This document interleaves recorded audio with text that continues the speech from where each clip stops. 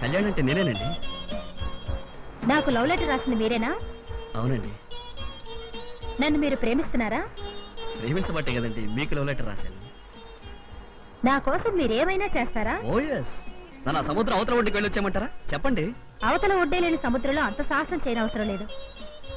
నేను మిమ్మల్ని పెళ్లి చేసుకుంటాను. But one condition. ఒక్కటేమిటండి? 100 కండిషన్లు అయినా సరే చెప్పండి. I'm ready. ఓకే. ఇది నా ప్రాణ స్నేహితురాలు స్వాతి. హాయ్. మా ఇద్దరిది ఒకే ప్రాణం, ఒకే మంచం, ఒకే కంచం. మేమిద్దరూ ఒక భర్తకే భార్యలు కావాలనుకున్నాం. కాబట్టి మీరు మా ఇద్దరిని పెళ్లి చేసుకోవాలి.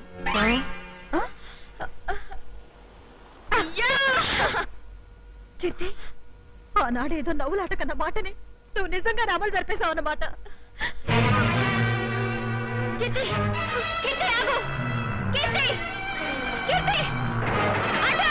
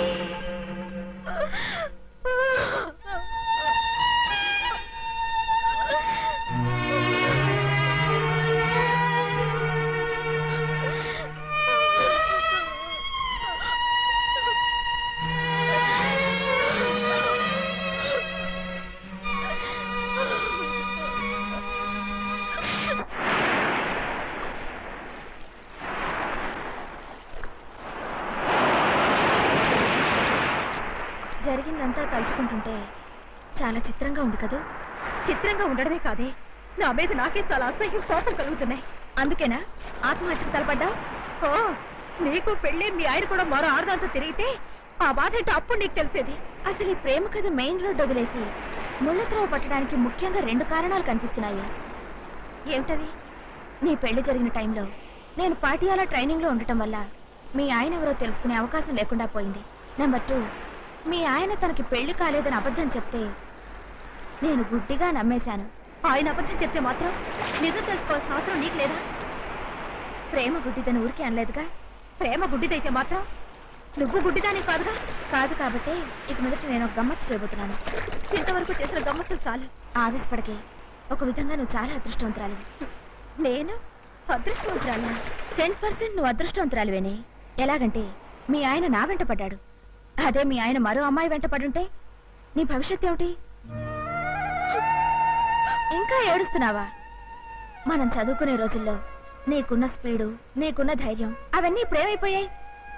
అప్పుడు నువ్వు చెప్పిన దానికి ఇప్పుడు నువ్వు చేస్తున్న దానికి ఎక్కడ సంబంధం కనిపించడం లేదు. కనపడదే, కనపడదు కూడాను. ఒకే మంచాన్ని ఒకే కంచాన్ని పంచుకున్నట్టు ఒకే భర్తని ఇద్దరం పంచుకోలేమని నేను పెళ్లి చేసుకున్నాకే నాకు అర్థమైంది. You don't worry. ఇప్పుడు నేను ఆలోచిస్తున్నది ఆ పంపకాల గురించి కాదు. మరి దేని గురించి? ప్రశాంతంగా ఉండే మీ సంసారం నా వల్లే డిస్టర్బ్ అయింది కాబట్టి దాన్ని సరిదిద్దే బాధ్యత కూడా నాదే. అయితే ఏం చేస్తావు? నీ కోఆపరేషన్తో మీ ఆయన కోఆపరేషన్ చేస్తాను. ఆపరేషనా? సుమారు అలాంటిదే. నాకు అర్థమైన దాన్ని బట్టి మీ ఆయనలో 90 వంతులు మంచితనం, 10 వంతులు చపలత్వం ఉన్నాయి. ఇప్పుడు మనం ఆడబోయే నాటకంతో మీ ఆయనలోని చపలత్వం చచ్చిపోయి స్వచ్ఛమైన మీ ఆయన నీకు దక్కుతాడు. మన ఆడవాళ్ళమయ్యుండి జీవితంలో నాటకాలు ఆడమేమిటి? అదిగో ఆ మాట అంటేనే నాకు ఒళ్ళు మండుతుంది. పెళ్ళా ఉండగానే మరో అమ్మాయితో ప్రేమ సాగిస్తూ డబుల్ గేమ్ ఆడటం వల్ల ఎలాంటి ఇబ్బందులు ఎదురవుతాయో మీ ఆయనకు తెలియచేయాలి. ఇప్పుడు నేను విత్డ్రా అయినా రేపు మీ ఆయన మరో అమ్మాయి వెనకాల పడకుండా కట్టుదిట్టం చేయాలి. దానికి మనం నాటకం ఆడడం తప్ప? ఆడొచ్చు, కానీ నాకెంతో భయంగా ఉంది. నీకు భయంగా ఉంటే మీ ఆయన్ని నాకు వదిలే. మా అన్నయ్య నాకు సంబంధం తీసుకొస్తున్నాడు. ఒకవేళ అది నిశ్చయమైతే మన సంగతి అంతే. ఆ సంగతి నాకు వదిలే. రేపు మీ అన్నయ్యని ఎలా వంకాయలా వేపేసి ఆనపకాయలా పులుసు పెట్టేస్తానో నువ్వే చూస్తావుగా. మీ సంబంధం మాకు అన్ని విధాలా నచ్చిందండి. అయితే నువ్వు వెళ్ళి టిఫిన్స్ పెట్టరావే. ఎలా నిలబడి చూస్తావేంటి? ఇలాంటి విషయాలు గుర్తున్నావు నీకు. తీసుకోండి సార్, గాజువాక స్పెషల్ జిలేబీ చాలా బాగుంటుంది. అమ్మ మీరు కూడా తీసుకోండి.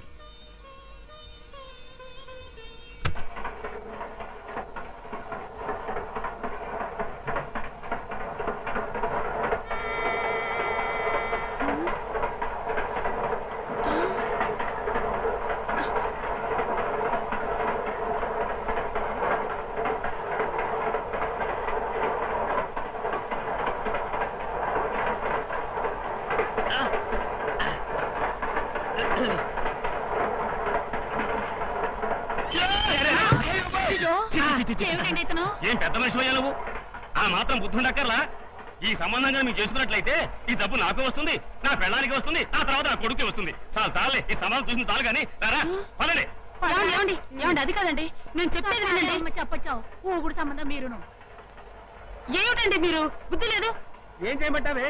ఎవడో టేబుల్ కార్డు పెట్టాడు, ముందు దాని సంగతి చూడు. అయ్యో. ఆపేవే, ఆపేయ్, ఆపేవే.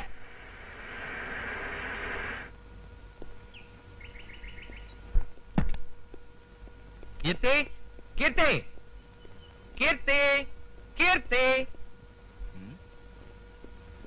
కీర్తి,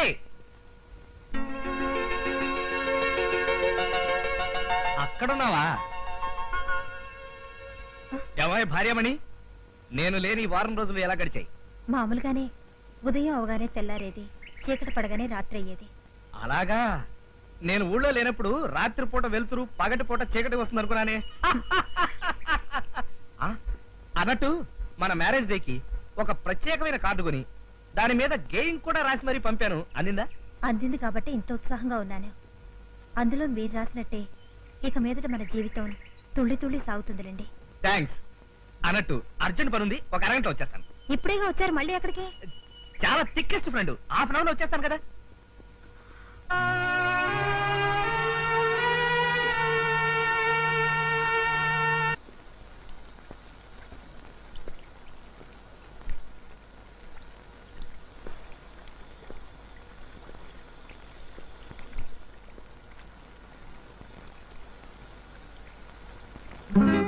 నేను ఎక్కడికి వచ్చావాడుగా, నువ్వు ఎక్కడికి ఎందుకు వచ్చావు? తప్పుకో. మన ఇల్లుండగా లాడ్జ్లో దిగాల్సిన కర్మ నాకేం పట్టిందండి? అయినా మీరు ఎందుకలా కంగారు పడుతున్నారు? కంగారు పడక ఏం చేయమంటావు? ఆవిడ వచ్చేస్తుంది. ఎవరు? ఇంటావిడ? అదే ఇంటి ఓనరు. వస్తే ఏంటి